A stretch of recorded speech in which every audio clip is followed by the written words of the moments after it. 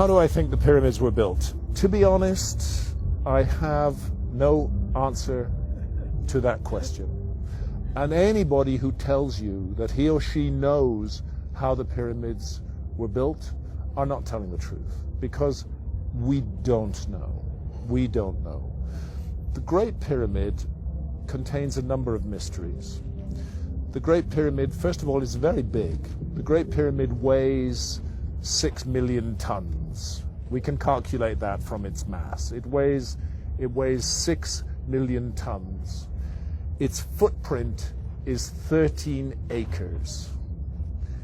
It's more than 750 feet along each side.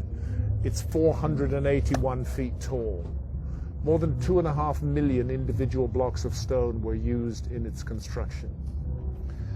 But it's not just big, it's really, really precise.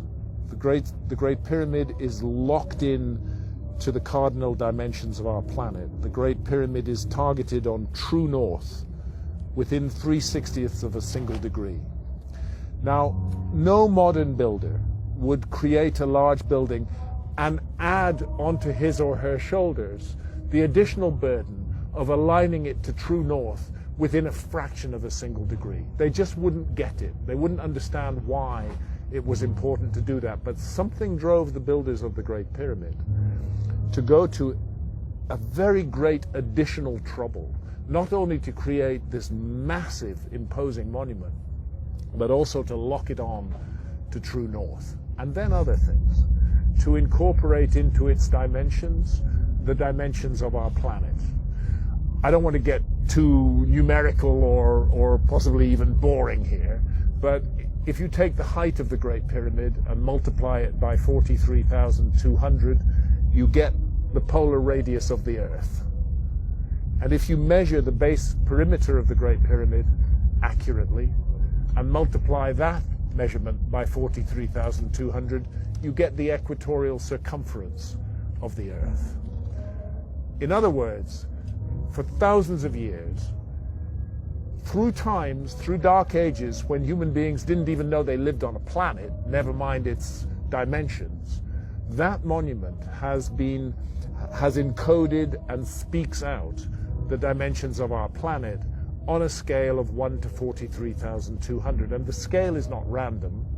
The number 43,200 is derived from a key motion of the Earth, which is called the precession of the Earth's axis. The Earth wobbles on its axis very slowly at the rate of 1 degree every 72 years.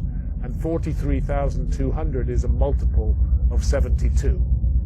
In fact, I think it's 600 times 72, but I need to double check that. But it's a multiple of 72. Check it out. So they've given us the dimensions of our planet on a scale defined by the planet itself. And that's an incredibly clever thing to do.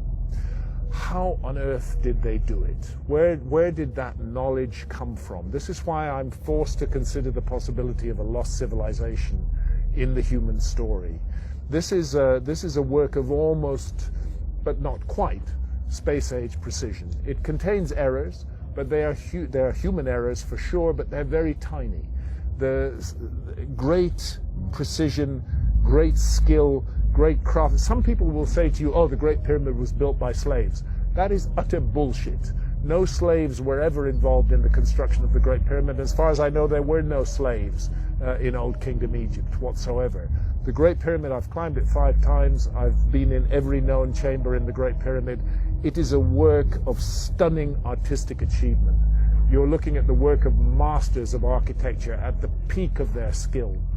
Not an unwilling labor force, but people who gave their labor to that work with love and with care and with attention. There are blocks of stone weighing 70 tons that have been raised more than 300 feet above the ground. And we're not talking a couple of blocks, we're talking dozens of blocks of that weight. The average block weighs about 2.5 tons. It's the moving of those huge blocks of stone, their arrangement into a high precision monument, and the achievement of actually doing it, because you know if you make a small mistake at the base, by the time you get to the summit of your 481 foot high pyramid, you don't have a pyramid, you have a corkscrew. They got it all right, and nobody today can explain how they did it with the knowledge that is supposed to have been available in ancient Egypt in the Old Kingdom, and with the tools that are supposed to have been available. And that's why I can't help feeling that we are missing some chapter from the human story.